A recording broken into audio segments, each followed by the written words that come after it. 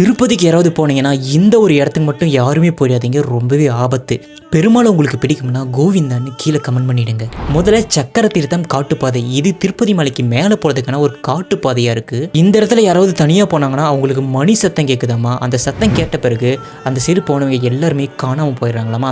அதனால அந்த சைடு யாருமே போகிறது இல்லை. ரெண்டாவது சிலோ தோரணம் பாறை, இந்த இடம் ரொம்ப நார்மலாக நடந்தான். ஆனால் இங்கே ஒரு பனி பொழியும் போது மட்டும் அந்த இடத்துல ஒரு குகை தெரியுதாமா. அது சித்தர் தியானம் பண்ண குகையாக சொல்கிறாங்க.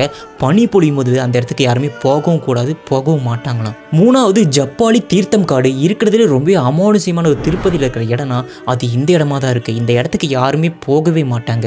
அந்த இடத்துக்கு போனால் சந்தன வாசனை வருமாமா. அந்த சந்தன வாசனை யாரும் முகர்ந்தாங்கன்னா அவங்களால ஒரு இடத்துல நிற்கவே முடியாதாம்மா, அலைஞ்சிக்கிட்டே இருப்பாங்களாம். கடைசியாக பாவ வினோஷம் கல் மண்டபம், இந்த இடத்துல கால்பாதத்தோட சத்தம், அதாவது பாறை யாராவது நடந்தால் எப்படி சத்தம் கேட்குமோ அந்த மாதிரி சத்தம் அடிக்கடி கேட்குதாம்மா. அதனால் அந்த சைடு யாருமே போகிறதே கிடையாது.